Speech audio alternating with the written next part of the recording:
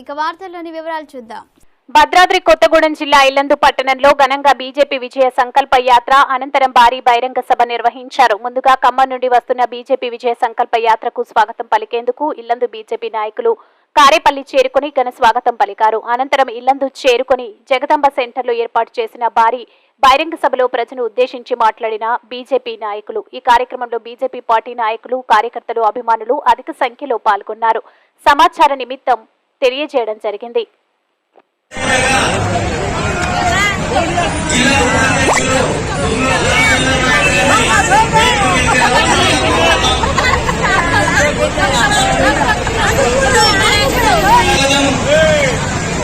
అదేవిధంగా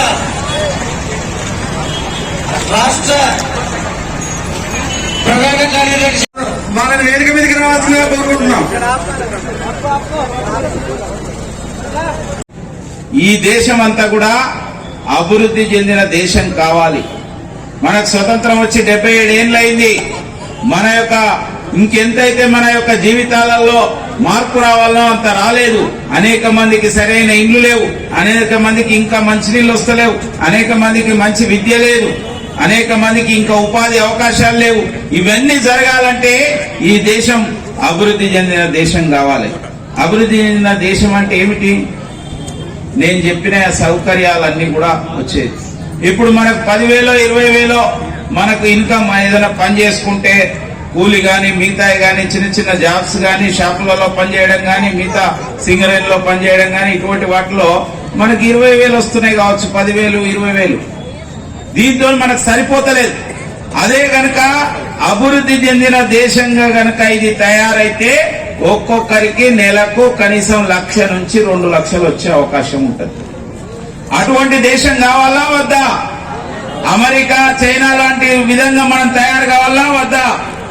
మనకు కూడా మంచి రవాణా సౌకర్యం, అదేవిధంగా మంచి ఆహారం, మంచినీళ్లు, విద్య, ఇల్లు ఇవన్నీ జరగాలంటే ఈ దేశం అభివృద్ధి చెందిన దేశం కావాలి. అది కావాలంటే అది చేయగలిగే శక్తి ఉన్న యొక్క వ్యక్తి మన ప్రధానమంత్రి నరేంద్ర మోడీ గారు. అందుకోసమే ఆయన మరోసారి రావాలని కోరుకుంటున్నాం.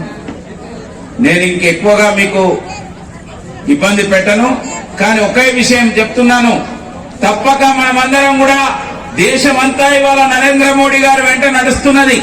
దేశంలో అన్ని రాష్ట్రాల్లో కూడా మోడీ మోడీ మోడీ అంటున్నారు. మన తెలంగాణలో మనం మోడీ వెంట ఉన్నావా లేదా? ఉందామా లేదా అమ్మా? ఉందామంటే ఒక్కసారి అందరు మళ్ళీ 2 చేతులు ఎత్తి మరోసారి మరోసారి జై శ్రీరామ్, జై శ్రీరామ్, పవన సుత హనుమానికి, పవన సుత హనుమానికి. Thank you. మీరంతా చాలా మంది ఇంకా వంట చేసుకోలేదు అనుకుంటామా? వంట చేసుకోలే కదా, ఇంకా ఇబ్బంది పెట్టను. 2 నిమిషాలు దోబాగ్ మహిళా సోదరి మనులు ఉన్నారు ఇక్కడ, మా ముస్లిం మైనారిటీలు ఉన్నారు. ఈ దేశంలో 17 లక్షల మంది, ఈ దేశంలో 17 లక్షల మంది ముస్లిం మహిళలకు అన్యాయం జరుగుతూ ఉంటే, ఎవరు పట్టించుకోపోతా ఉంటే, భర్త ఫోన్ మీద ట్రిపుల్ తలాక్ తలాక్ తలాక్ తలాక్ అని 3 సార్లు చెప్తే ఆమె జీవితం ఖతమైపోయేది. దానికి పరిష్కారము పార్లమెంట్ వేదికగా ప్రధాని మోడీ గారు పేదింటి తన భర్తను ఇబ్బంది పెట్టి, కష్టపెట్టి, నష్టం చేసే పరిస్థితి నుంచి ఆదుకునే కోసం మహిళలకు రక్షణ కల్పించాడు. ముఖ్యంగా ముస్లిం మహిళా సోదరిమణులకు త్రిపుల్ తలాక్ యొక్క చట్టం చేసిన తర్వాత ఇవాళ ఎవరుగా కూడా త్రిపుల్ తలాక్ వర్తింపజేయరు. పొరపాటు కూడా త్రిపుల్ తలాక్ చెప్తే వారికి శిక్ష పడుతుంది. ఎంత పెద్దవాడైనా, ఎంత పేదోడైనా చట్టము చట్టం. కాబట్టి దేశంలో ఈ రోజు త్రిపుల్ తలాక్ చట్టం చేసిన తర్వాత మహిళా సోదరిమణులకు చాలా న్యాయం జరుగుతూ ఉంది. ముస్లిం మహిళలకు ముఖ్యంగా. 2వ అంశం, ముఖ్యంగా ఇల్లందులో చాలా మంది కరోనా వ్యాధి వచ్చింది. ఇక్కడ పేపర్లో చూస్తూ ఉంటుంది. కరోనా వ్యాధికి ఇంజక్షన్ చేసుకున్నారా లేదా? మీరందరూ కరోనా రోగానికి ఇంజక్షన్ చేసుకున్నారా? చేసుకున్నారమ్మా? చేతులు చెప్పండి. మీరు 2 సార్లు 3 సార్లు చేసుకున్నాం. మీ ఇంకేమైనా వసూలు చేసిన డబ్బులు తీసుకున్నారా? మాకు ఇప్పటికలేదు చెవులు. ఈ వ్యాధికి ఇంజెక్షన్ తయారు చేసే కోసము మనందరికీ దైవదూత అంటున్నాను.